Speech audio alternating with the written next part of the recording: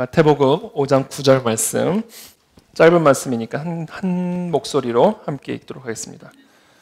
마태복음 5장 9절 함께 읽습니다. 시작. 화평하게 하는 자는 복이 있나니 그들이 하나님의 아들이라 일컬음을 받을 것이미요. 아멘.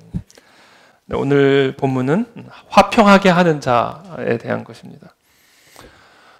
우리가 이 세상의 현실, 우리가 살아가고 있는 이 세상의 현실을 가장 잘 설명해 줄 수 있는 단어가 있다면 어떤 단어일까요? 지금 저와 여러분들이 살아가고 있는 이 현실, 이 세상의 현실을 가장 잘 설명해 줄 수 있는 단어가 하나 있다면 여러분 어떤 단어를 꼽으시겠습니까? 저는 전쟁이라는 단어가 떠올랐습니다. 전쟁. 사실 우리가 살아가고 있는 이 세상의 현실은 전쟁이죠. 1983년 파리 대왕으로 노벨상을 탔던 윌리엄 골딩, 영국의 이 작가는 20세기를 가리켜서 인류사에서 가장 폭력적인 세기라고 규정을 했습니다. 사실 돌이켜보면 이 20세기는 전쟁의 세기였습니다. 전쟁 연구자마다 추정치가 다르지만 이 20세기의 전쟁으로 희생된 희생자가 대략 1억 명 정도가 된다고 합니다. 그중 약 6,500만 명이 세계 1차, 2차 대전 때 목숨을 잃었습니다.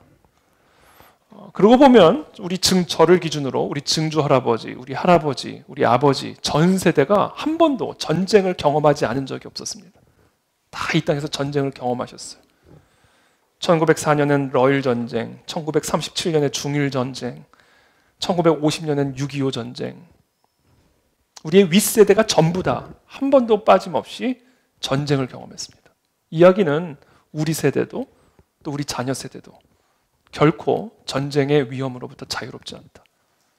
사실 언제 전쟁이 나도 이상하지 않을 만큼의 위기가 오늘 작금의 현실이죠. 그래서 우리가 살아가고 있는 이 세상의 현실을 가장 잘 설명해 줄 수 있는 단어, 전 전쟁이 떠올랐어요. 독일의 철학자 임마누엘 칸트는 이렇게 말했습니다. 인간들 사이에서의 평화는 자연스러운 상태가 아니다. 평화, 지금 우리가 누리고 있는 이 평화는 지금 자연스러운 상태가 아니라는 거예요. 이 인류의 역사를 다 이렇게 전체적으로 봤을 때 지금 저와 여러분들이 누리고 있는 이 평화는 자연스러운 상태가 아니다. 오히려 자연스러운 상태는 전쟁이다. 이렇게 얘기를 했습니다. 손자병법의 손무도 전쟁이란 인간 사회의 일반적인 현상이다. 라고 말을 했습니다. 그래서 미국의 역사학자 로널드 웰즈는 이렇게 말했습니다. 전쟁을 언급하지 않고서는 인류의 역사를 논할 수가 없다. 우리가 살아가고 있는 이 세상의 현실을 가장 잘 설명해 줄 수 있는 단어, 전쟁입니다. 전쟁을 이야기하지 않고는 우리의 현실을 이야기할 수가 없습니다. 서로 다른 나라와 민족 간의 전쟁은 물론이고요. 한 나라와 민족 안에서도 서로 다른 계층 간의 전쟁, 서로 다른 이념 간의 전쟁, 서로 다른 종교 간의 전쟁, 우리 사회의 교육, 문화, 언론, 미디어, 입법, 사법, 영역, 모든 영역에서 지금도 총성 없는 전쟁은 진행 중에 있습니다. 한 나라 안에서뿐이 아니죠. 한 가족 안에서, 한 교회 안에서, 한 공동체 안에서 두세 사람이 모이기만 하면 그곳에 전쟁이 있습니다. 왜 그럴까요? 왜 우리는 평화롭게 화평하게 살지 못할까요? 왜 두세 사람이 모인 곳은 항상 전쟁이 있고 갈등이 있고 분쟁이 일어날까요? 태초부터 인류의 역사가 전쟁과 함께 시작했기 때문에 그렇습니다. 가인이 그의 아우 아벨을 쳐 죽이니라. 인류 최초의 형이 인류 최초의 아우를 쳐 죽였어요. 하나님이 태초에 창조하신 첫 가족 안에서 동족 상잔의 비극으로 이 인류의 역사가 시작이 됐습니다. 그렇다면 왜 이런 일이 벌어졌을까요? 하나님이 처음으로 창조하신 가족 아니에요. 그 가족 안에서 형이 아우를 쳐서 죽였단 말이에요. 어떻게 이런 일이 일어날 수 있었을까요?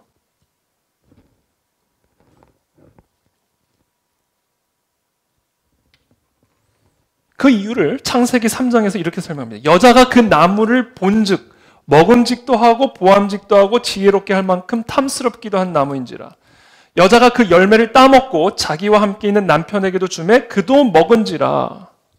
그것을 먹으면 죽는다 말씀하셨잖아요, 하나님이. 다 먹어도 되는데 그걸 먹으면 죽는다. 그런데 여자가 보고 먹음직스럽고 보암직하고 지혜롭게 할 만큼 탐스러워 보이니까 하나님이 뭐라든 내가 먹겠다라는 거예요. 하나님에 대한 도전이죠. 하나님에 대한 전쟁이죠. 하나님을 공격한 거예요.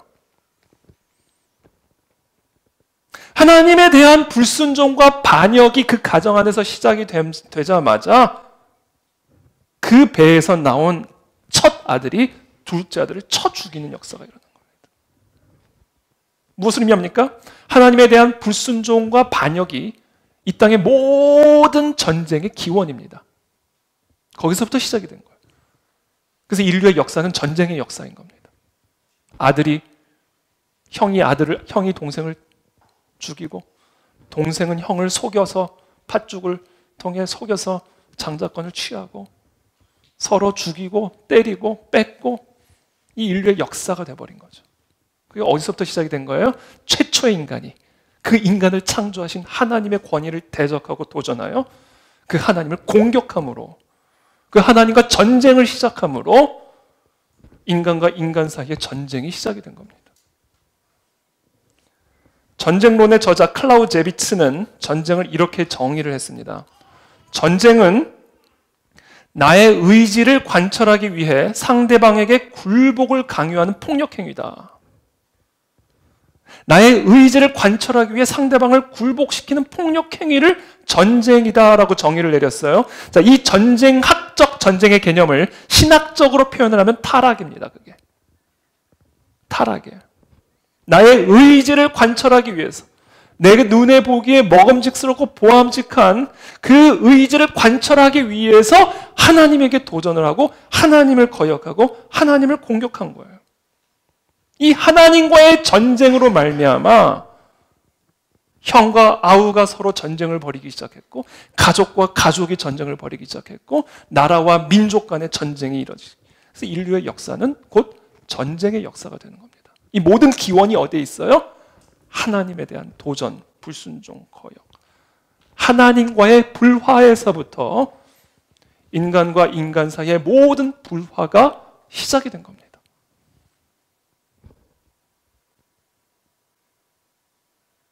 그러므로 우리가 화평을 회복할 수 있는 길은 딱 하나입니다. 이 땅에 깨어진 가정의 화평을 회복하는 길, 이 땅에 깨어진 나라와 민족의 화평을 회복할 수 있는 유일한 길은 단 하나예요. 여호와께로 돌아가 여호와와 화평을 회복하는 길입니다. 나와 하나님과의 화평이 회복이 될 때 나와 너의 화평이 회복이 될 수 있는 거예요. 그래서 우리 모두가 이 땅의 화평을 회복하기 위해, 평화를 회복하기 위해, 평안과 평강을 회복하기 위해, 피스를 회복하기 위해서 우리가 해야 할 단 하나의 일, 여호와께 돌아와 그분께 순종하고 그분의 권위 앞에 무릎을 꿇는 그 일부터 시작이 될 때 우리의 모든 관계가 화평으로 회복이 되어집니다. 이게 비밀이에요. 이게 원리입니다. 그래서 제가 일부 예배 때도 얘기했지만 설교를 준비할 때마다 이건 우리 성도들이 평생 기억해야 되는데 지난주도 그렇고 준비하면서 이건 정말 평생 기억해야 되는 일이야. 이 팔복이요. 저도 팔복을 이 짧은 구절을 이렇게 깊이 묵상해 본 적이 처음이에요. 사실은 창피하지만 성경은요 짧은 구절일수록 힘들어요. 깊이 마치 금을 캔다 그러잖아요. 시편 19편에 보면 금을 캐는 것처럼. 여러분 금이요 100m 밑에 있다고 해도 파죠. 금이 있으니까. 그런 것 같아요. 100m 아니 200m라도 금이 있다고 한다면 파 들어간단 말이에요. 깊이 파 들어가 보니까 여기는 정말 우리가 평생을 신비, 마음에 새겨야 할 진리의 말씀. 어떻게 우리는 이 전쟁통 속에서 화평을 이루는 자가 될 수 있을까? 우리는 이 전쟁이 끊이지 않는 모든 이 관계 속에서 어떻게 우리는 평강을 누리는 삶을 살아갈 수 있을까? 그 비밀이 어디 있어요? 하나님과 화평하면 되는 거예요. 저는 오늘 이 시간 이 여호와께로 돌아오는 역사가 일어나게 되기를 축복합니다. 돌아오십시오. 그분의 권위 앞에 무릎을 꿇고 그분의 권위 아래 거하십시오. 그때 내 안에서 이 화평이 샘솟듯 솟아나 흘러나아가는 거예요. 그게 화평케 하는 자다.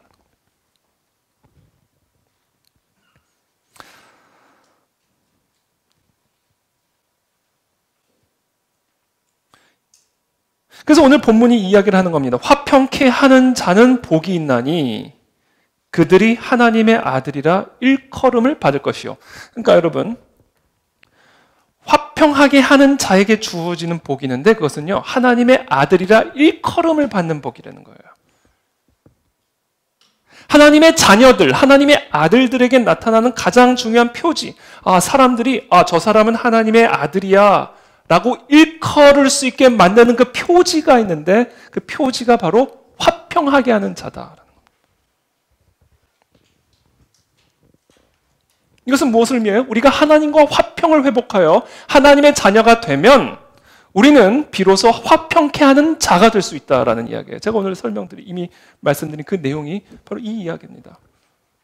하나님의 관계, 하나님과의 관계가 회복된 자, 여호와께로 돌아와 그분의 권위 앞에 우리의 자아를 내려놓고 굴복한 그와 같은 자가 하나님의 자녀라 칭함을 받는 것이고, 그와 같은 하나님의 자녀에게 주어지는 복, 그와 같은 하나님의 자녀들에게 주어지는 권세가 바로 전쟁통 속에서 화평케 할 수 있는 권세요 복이다라는 거죠. 저와 여러분들이 하나님의 자녀입니까? 그럼 저와 여러분들에게 화평케 할 수 있는 권세가 주어졌음을 믿으시게 되기를 축복합니다. 이 땅의 화평은 저와 여러분들에게 달린 거예요. 저와 여러분들의 가정의 화평은 하나님의 자녀된 권세를 가진 저와 여러분들에게 달려있는 겁니다. 자, 그렇다면 화평케 하는 자는 어떤 자인가? 화평케 하는 자는 어떤 자인가를 좀 우리가 알 필요가 있죠. 화평케 하는 자, 영어로 뭐죠? 피스메이커입니다. 화평을 말 그대로 만들어내는 자가 화평케 하는 자. 첫 번째, 화평케 하는 자는 화평을 만들어내는 자다. 피스메이커다라는 거예요. 자, 커피를 만드는 사람을 뭐라고 얘기해요? 커피 메이커. 트러블을 자꾸 만들어내는 사람은 뭐라고 말을 해요? 트러블 메이커. 화평을 자꾸 만들어내는 사람은 뭐예요? 피스 메이커예요. 화평케 하는 자는 누구예요? 화평을 만들어내는 자예요. 화평의 근원 되신 그 여호와 하나님과 연결이 되어 그 화평의 근원으로부터 흘러내려오는 화평으로 말미암아 내 안에서 화평을 만들어내는 자예요. 화평이 없는데 메마른 땅에서 화평을 만들어내는 자예요. 화평이 없는 곳에서 화평을 만들어낼 수 있는 자예요. 왜? 그 자는 하나님의 자녀이기 때문에. 화평의 근원 되신 그 여호와 하나님과 연합되어 있고 연결되어 있는 자이기에 메마른 땅에서 화평을 만들어내는 피스메이커, 분열과 갈등이 있는 그곳에서 피스를 만들어내는 피스메이커가 되는 거예요. 이게 그리스도인이고 화평케 하는 자의 의미입니다.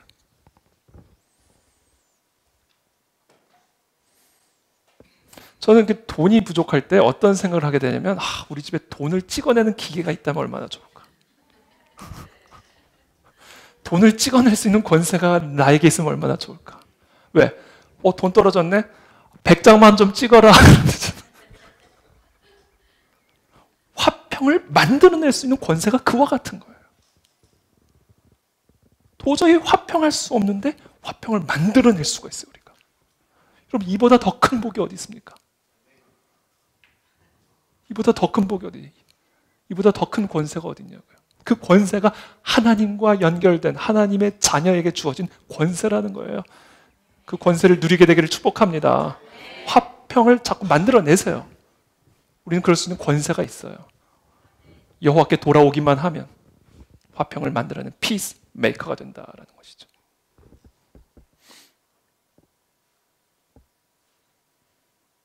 그래서 내가 하나님과 연결될 때, 내가 하나님의 자녀가 되는 권세를 얻게 되었을 때, 예수 그리스도로 말미암아 그분의 이름을 영접함으로 말미암아 여호와 하나님의 자녀가 되는 그 권세를 가지게 됐을 때 우리는 비로소 화평을 만들어내 1차적으로는 내가 그 화평을 누리게 됩니다. 내 안에서.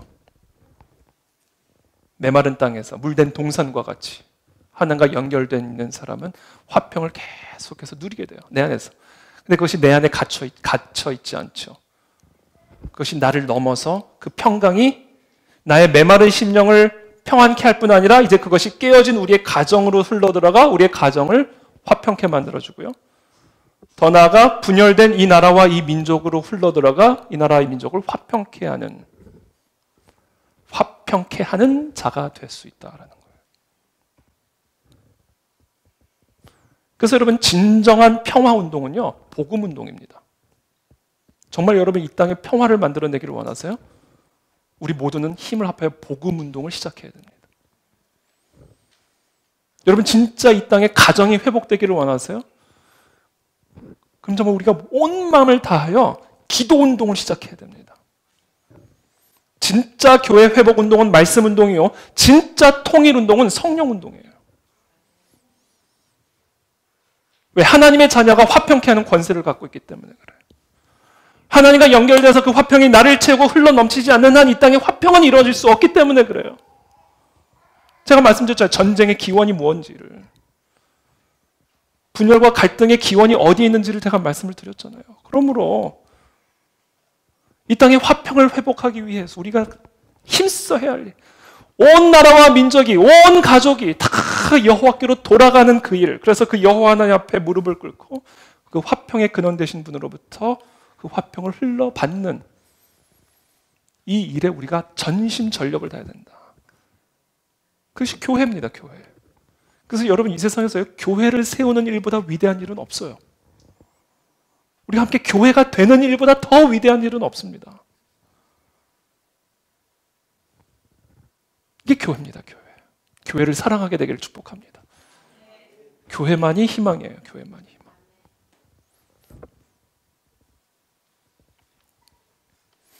그래서 예수님이 정치가로 오지 않으시고 대기업 회장으로 오지 않으시고 교회 머리로 오신 이유가 여기에 있어요. 교회입니다, 교회.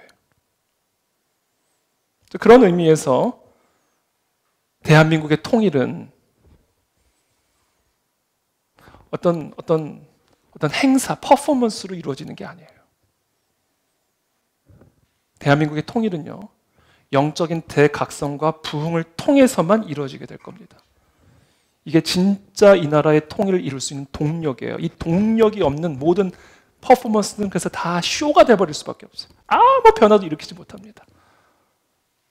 아무 변화도 일으킬 수가 없어요. 진짜 여러분 이 땅에 뿌리 깊은, 반세기 동안 뿌리 깊게 뿌리를 내린 이 분열과 갈등은요, 한순간 같이 한번 밥 먹었다고 회복될 수 있는 수준의 갈등과 분열이 아닙니다.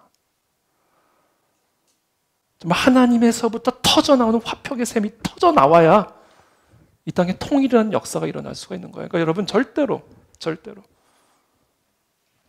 우리의 모든 마음과 힘을 다해 여호와께 돌아가는 일에만 힘을 쓰면 그 성전에서, 그 심령 속에서 이 땅에 화평을 이루는 화평의 샘이 터져나오게 될 거다. 이게 그 안의 진리의 비전입니다. 에스겔서 47장에 보면요, 성전이 있어요. 성전에서 어떤 환상을 하나님 보여주시냐면 에스겔에게 성전에서 강물이 흘러나가요. 동에서 북에서 남에서.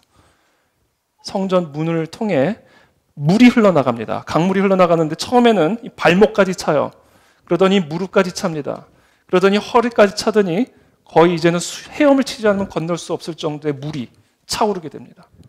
그 물이, 그 강물이 성전에서부터 확 동으로 서로 흘러나가는데 그때 하나님께서 이렇게 말씀하십니다. 이 강물이 이르는 곳마다 번성하는 모든 생물이 살고 또 고기가 심히 많으리니 이 물이 흘러 들어감으로 바닷물이 되살아나겠고 이 강이 이르는 각처의 모든 것이 살 것이며. 우리가 이곳에서 하나님을 예배할 때 우리의 심령에서 터져 나오는 이 화평의 샘이 흘러들어가 시간이 갈수록 깊어질 겁니다. 시간이 갈수록. 처음에는 발목, 허리, 죄송해요. 발목보다 무릎이죠. 발목, 무릎, 허리, 목, 차곡차곡 이제 채워져 갈 거예요. 여러분 보십시오. 이제 이것이 터져 나가는 거, 흘러 넘쳐 나가는 겁니다. 이 비전이 그 안에 진리교의 비전이다. 이 비전을 가지고 우리가 함께 기도해야 된다.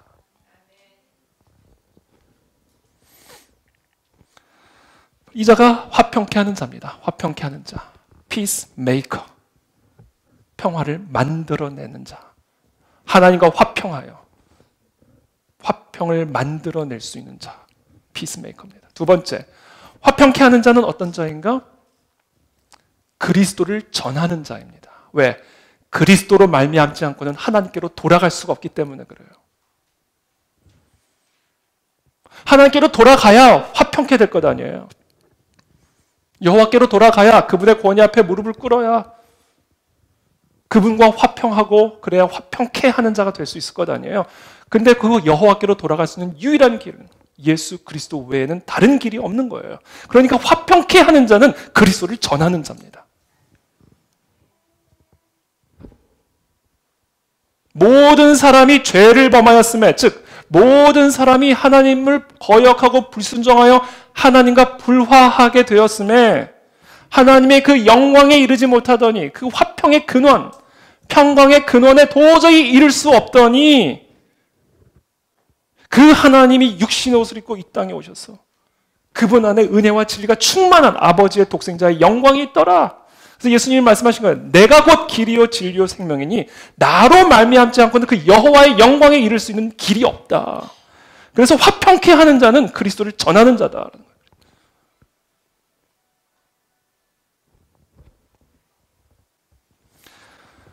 의사 전도왕으로 잘 알려진 그 이병욱 원장님이라고 계십니다. 혹시 여러분 들어보셨는지 모르겠는데 이 이병욱 원장님은요, 지난 26년간에 만나는 모든 사람들에게 전도를 하는데요. 이분이 생활 전도죠. 현장 전도. 제가 최근에 한 책을 이렇게 선물 받아서 잠깐 읽었는데요.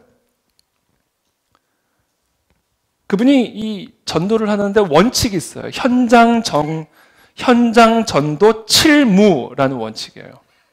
현장 전도 7무라는 원칙입니다. 이게 뭐냐면 7무가 뭐냐면요.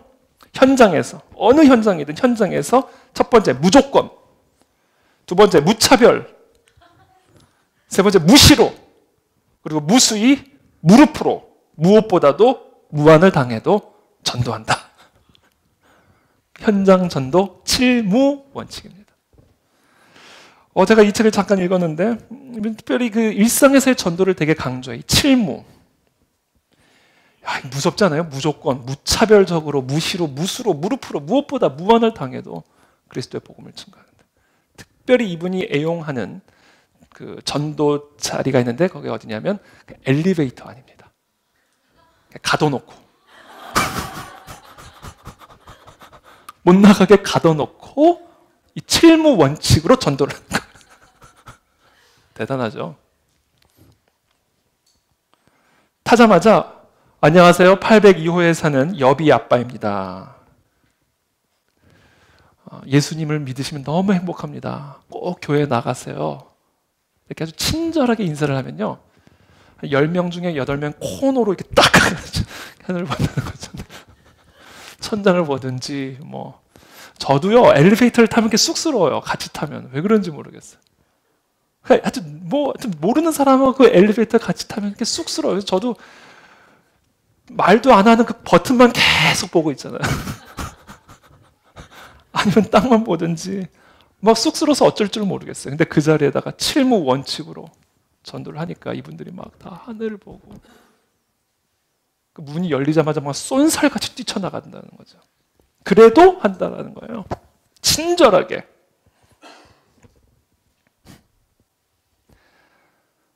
그래서 이분이 이렇게 얘기합니다. 복음 전도를 위해서는 먼저 자존심부터 버려야 합니다. 먼저 망가져야 합니다. 저는 하나님의 영광을 위해서라면 100번도 더 망가질 수 있고 자존심을 구길 수 있습니다. 그래서 이 이병욱 원장님은요, 오늘부터라도 이 자존심을 내려놓고 반갑습니다. 이렇게 먼저 인사를 해볼 것을 권면을 합니다. 꼭 전도 때문만이 아니어도 밝게 이렇게 인사를 하면 우리의 동네가 변하고 엘리베이터 안이 변하고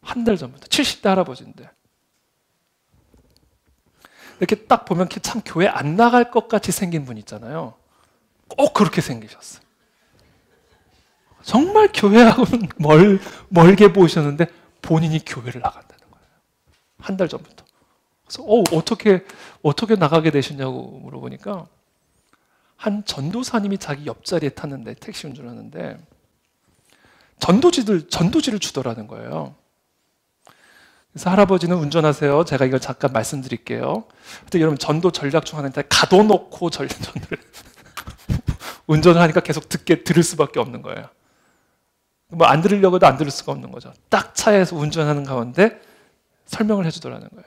그래서 그분이 특별히 많은 얘기를 했는데 그 가운데 하나가 누가복음 15장에 나온 그 잃어버린 양의 비유를 설명을 해주더라는 거예요.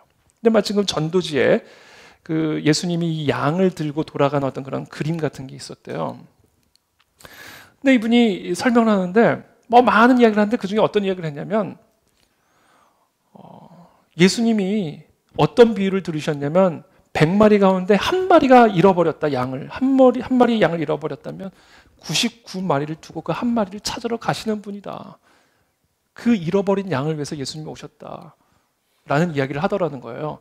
근데 그전에는 그 전도사님이 쭉 얘기를 할 때는 나 같은 죄인이 무슨 교회를 가? 내가 젊었을 때 얼마나 많은 죄를 졌는데 내가 어떻게 교회를 가? 그러고 있는데 그 잃어버린 양의 비유를 딱 설명하고 그 그림을 보는 순간 내가 잃어버린 양일 수 있겠구나라는 생각이 들더라는 거예요. 그 마음에.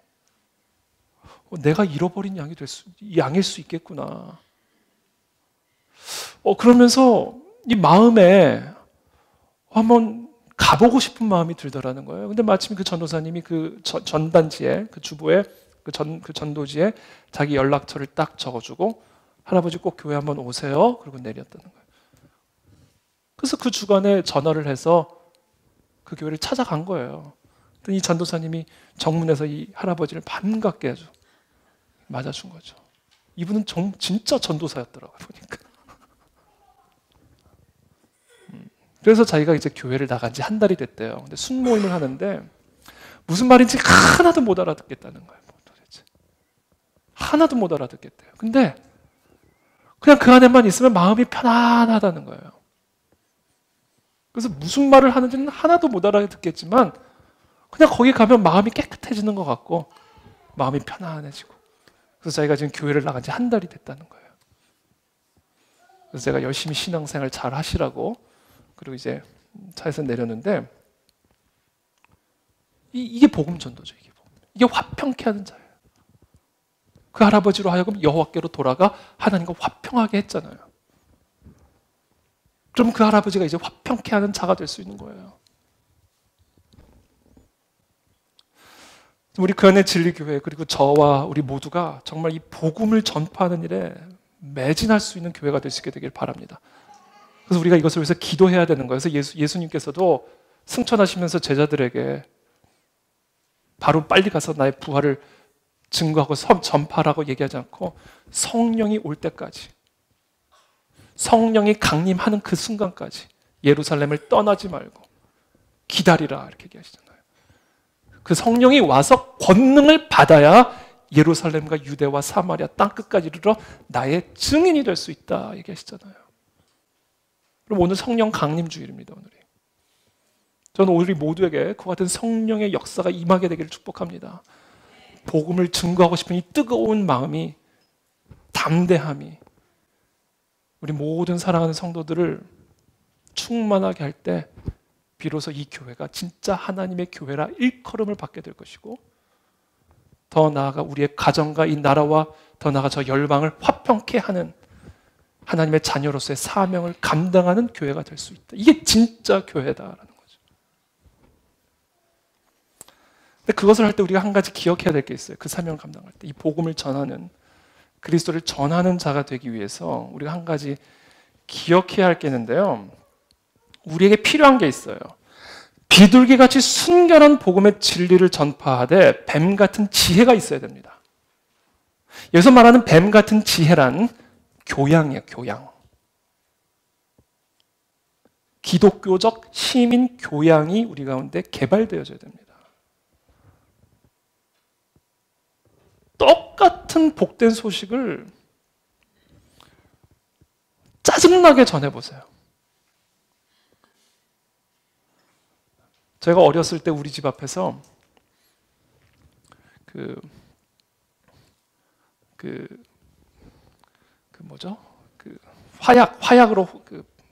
화약총. 저희 아버지께서 출장을 다녀오셨는데 이 화약총을 어떻게 사오셨어요. 그래서 화약총을 가지고 팡팡 새벽에 너무 좋아가지고 길거리에서 그냥 팡팡 쏘고 다닌 거예요. 화약총을. 그러니까 어떤 아저씨가 누구야 시끄러.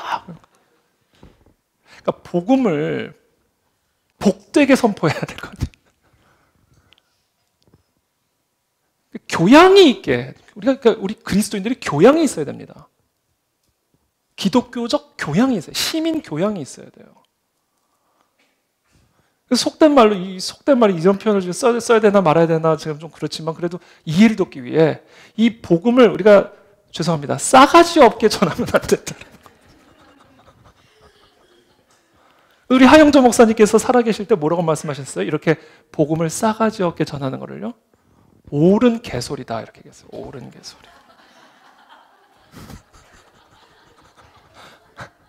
너무 옳아요. 근데 개소리야 들어보면. 그러니까 우리가 이 복음을 전하는데요. 복음을 전하는데 이 복음을 전하고 진리를 수호하고 진리를 변호하는데 교양을 가지고 해야 된다는 거예요. 이게 뱀 같은 지혜입니다. 오늘 우리가 살아가는 시대가 얼마나 전쟁터입니까? 서로 다른 가치관, 서로 다른 문화, 모든 이슈에서 다 충돌하잖아요, 지금. 안 충돌하는 영역이 없잖아요. 우리 교회 안에서도 마찬가지예요. 그러니까 그냥 아무 말 안 하는 게 상책이 돼버린 거예요. 다 충돌하니까. 사사건건.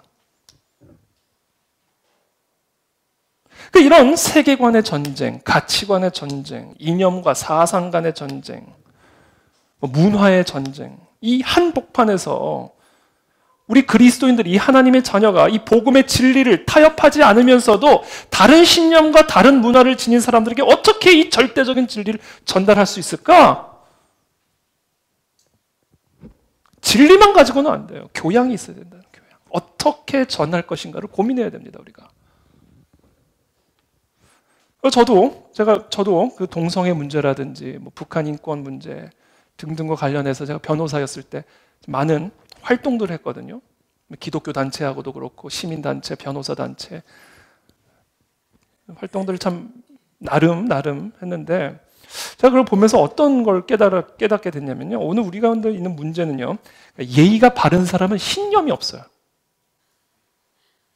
근데 신념이 바른 사람은 예의가 없어요. 아주 미치겠어요. 그래서 우리에게 필요한 게 뭐예요? 신념을 가진 예의. 이게 필요하다는 거예요. 그래야 그것이 전달이 될 수 있다. 오직 위로부터 난 지혜는 첫째 성결하고, 위로부터 나는 지혜는요, 첫째 성결해요. 성결. 순수해요. 타협이 없어요. 오염되지 않았어요. 진리 그 자체죠.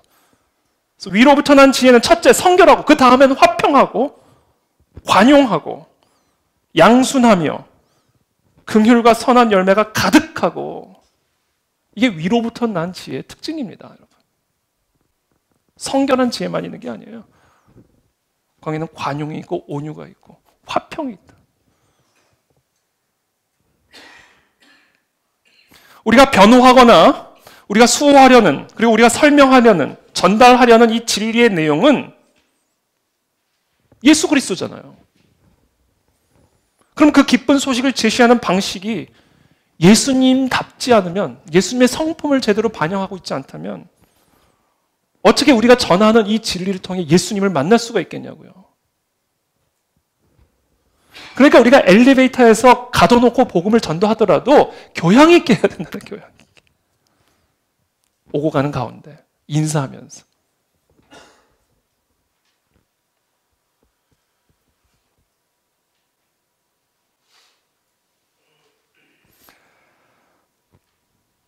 마지막으로 세 번째입니다. 화평케 하는 자는 어떤 자인가? 화평케 하는 자.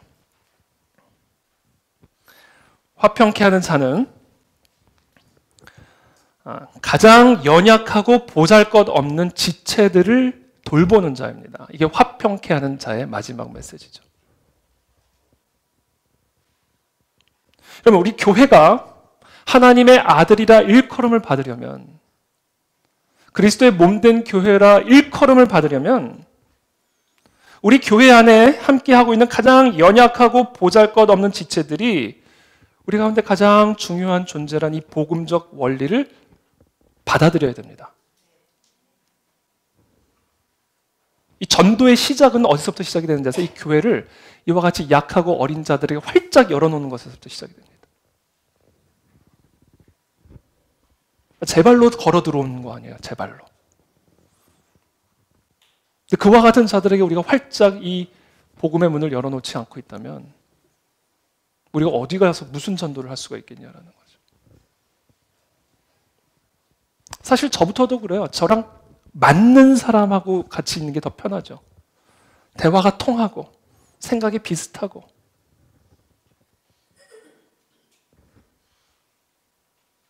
근데 그것을 포기하고 나와 다르고 심지어 이상하게 느껴지고 그와 같은 모든 자들을 품는 이 도전을 받아들여야 됩니다. 우리가. 이 도전이에요. 이건 도전. 우리 모두가 받아들여야 되는 도전입니다. 거기서부터 우리 복음 전도의 출발점이 돼야 돼요.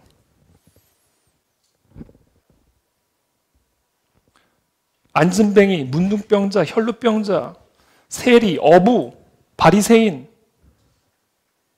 여러분, 보내시는 분도 하나님이고요. 다시 내보내시는 분도 하나님이고 다 하나님의 주권 안에 달린 문제입니다. 근데 일단 하나님께서 이곳으로 보내주셨다면 그것에서 정말 우리가 뒤엉켜서 한 몸을 이루는 그 도전을 우리가 함께 받아들여야 된다.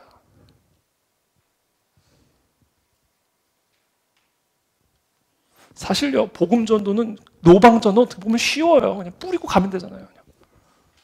저도 여기 이 교회 저 교회 가서 이렇게 설교 한번 하고 집회 한번 하고 오면요 편해요. 밥도 맛있는 거 주고. 근데 이 교회라는 곳은 어떻게 하는 거야? 씨를 뿌리고 물을 주고 가라지를 뽑고 거름을 뿌리고 이 모든 도전을 우리가 함께 감당하여 이곳에 들어온 한 사람 한 사람이 하나님과 화평한 자로 세워질 수 있도록 훈련하고 양육하고 세워주는 일을 같이 감당해야 된다고 우리 모두가. 여기서부터 시작이 되지 않으면 우리가 어디 가서 무엇을 한다는 얘기죠. 저는 그와 같은 역사가 우리 순 안에서 일어나게 되기를 축복합니다. 우리 교회 공동체 안에서 일어나게 되기를 축복합니다. 그때 우리는 비로소 참된 하나님의 자녀다. 교회라 일컬음을 받는 화평케 하는 자가 될 수 있다라는 거죠. 제가 거듭 말씀드리지만 이것은 우리 모두에게 도전이에요. 큰 도전입니다. 그래서 우리는 기도와 말씀에 전념함으로 거대한 용광로가 되고 하여튼 이 교회만 들어오면 다 녹아져 버리는 거예요. 이 교회만 들어오면 모든 잡티들은 다 태워지고 모든 어그러진 것들도 다 교정을 받고 들어오면 변화되어질 수 있는 그런 아주 그냥 살아있는 성령의 생명 공동체고 되면 우리는 이 도전을 충분히 받아들일 수 있다.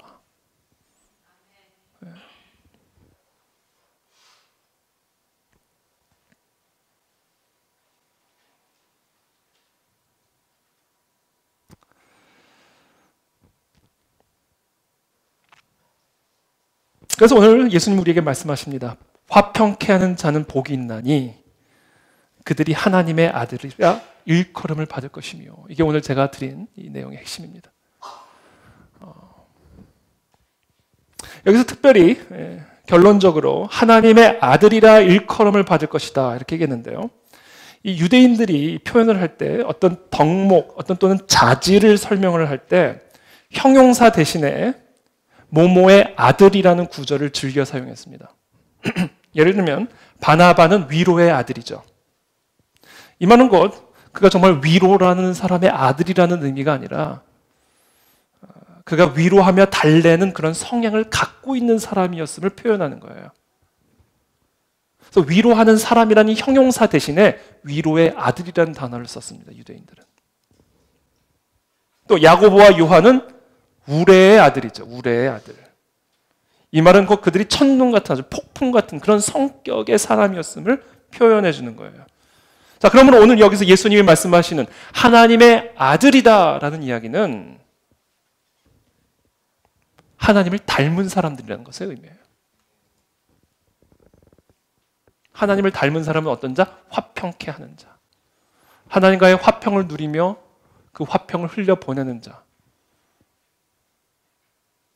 그리스도의 복음을 증거함으로 그들로 하여금 하나님과 화평케 하는 그리스도의 복음 전도자. 자, 이 모든 자들이 다 하나님을 닮은 사람들이라 일컬음. 그러니까 여러분, 우리가 이와 같이 화평케 하는 자가 될 때 하나님을 모르는 자들이 우리를 보고 하나님을 본다는 얘기예요. 아, 하나님이 이런 분이구나. 하나님의 아들들이라 일컬음을 받을 것이요. 이게 그 의미입니다. 여러분, 우리가 우리의 삶을 통해 하나님의 닮은 모습을 드러내는 것보다 더 효과적인 전도의 방법은 뭐가 있겠습니까? 우리 모두가 하나님을 닮은 자들이 되는 것보다 하나님의 진리가 진리임을 입증할 수 있는 더 나은 방법이 무엇가 있겠냐라는 거죠. 그러니까 우리가 이와 같은 화평케 하는 자가 되어질 때 우리는 하나님을 닮은 자가 되는 것이고, 그렇게 함으로 우리는 하나님의 하나님 되심을 드러내는, 증거하는 그와 같은 하나님의 자녀들로 세워질 수 있다라는 겁니다. 그래서 여기에서 우리 모두가 화평케 하는 자가 되게 되기를 축복합니다. 오늘 제가 말씀드린 이 세 가지를 꼭 기억하시고 우리 모두가 함께 기도와 말씀 가운데 이와 같은 화평케 하는 자가 되어 하나님을 닮은, 하나님의 모습을 드러내는, 하나님의 사랑과 향기를 증거하는 하나님의 아들들이라 일컬음을 받는 교회가 되고 성도들이 되기를 축복합니다. 그것을 위해서 우리가 마지막으로 해야 될 일이 있어요. 그게 뭔지 아세요? 필요한 게 있어요. 결론입니다. 성령을 받아야 돼요. 이것은 어떤 훈련으로 하나님을 닮아갈 수 있는 게 아니야. 하나님의 DNA가 우리 안에 임해야 됩니다. 그래서 예수님이 거듭 말씀하는 것, 꼼짝도 말고 기다리라는 것, 성령이 임할 때까지는. 그렇지 않으면 너는 나를 증거할 수 없다.